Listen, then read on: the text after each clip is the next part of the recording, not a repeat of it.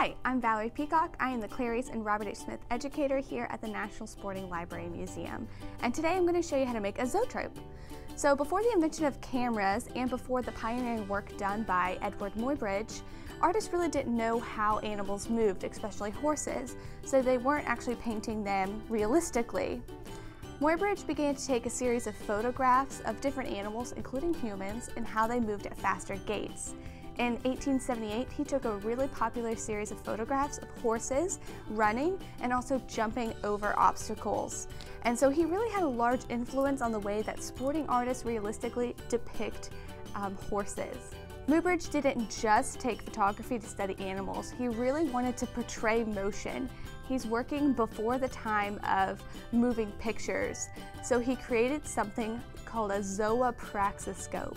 This is a bit of a complicated device where he would take his series of images, paint them onto a disc, and then this disc would spin with a light shown through it, projected through it.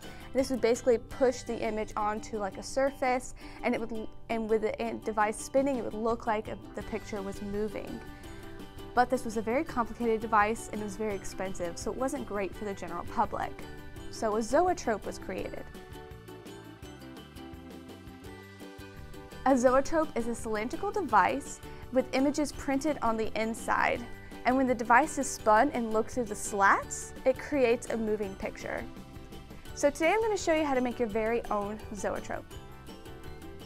So the first step in making your very own zoetrope is to go either to our website at nationalsporting.org or to our Facebook and download one of the templates that we have. So we have a blank template if you want to make your own zoetrope. We have a horse running with a jockey. We have a puma. Or we have a color and it makes it look like a rainbow when it keeps going. So you can pick either one of these that you want and download them. It's recommended that you print on cardstock, but you can definitely print on printer paper if that's all that you have at your house. So the first step is to cut out your template.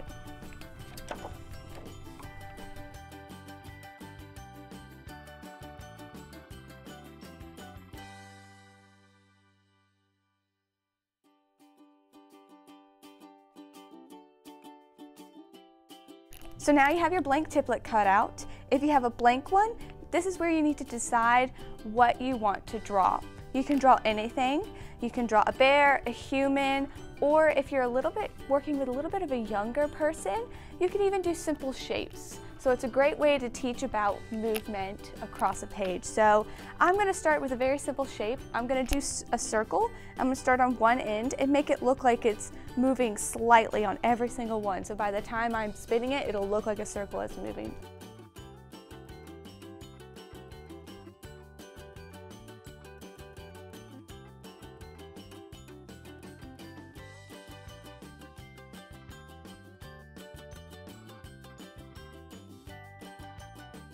So next you're going to want to fold along the dotted line. These are going to have your panels stand up straight.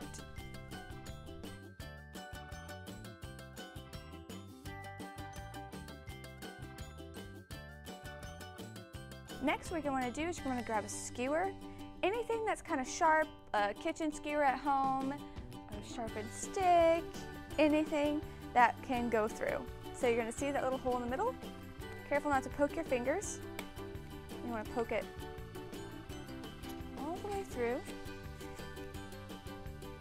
You're going to want to take a rubber band. You can even use these tiny little hair bands or any rubber band that you have lying around your house. Put it through at the bottom and make several kind of knots. You want to get it as tight as you can because this is going to hold your paper in place. Push it down.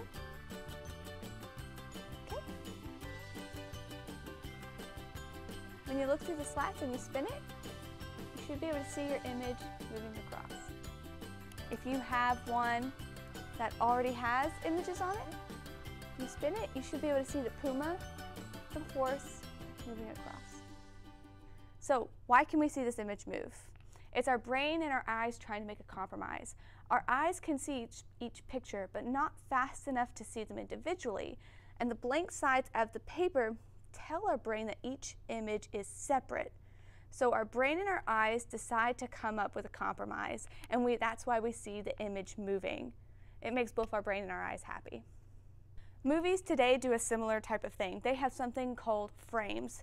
Their frames move way faster than this is moving, some 300 per second. But it's the same essential practice. If you want to learn more about zoetropes or about Eadweard Muybridge, please visit a great blog written on our website by former curatorial intern Cynthia Kurtz. That's going to be linked on our Facebook as well on our website. So share your zoetropes with us on Instagram, #zoetropes with NSLM, and hope you have fun.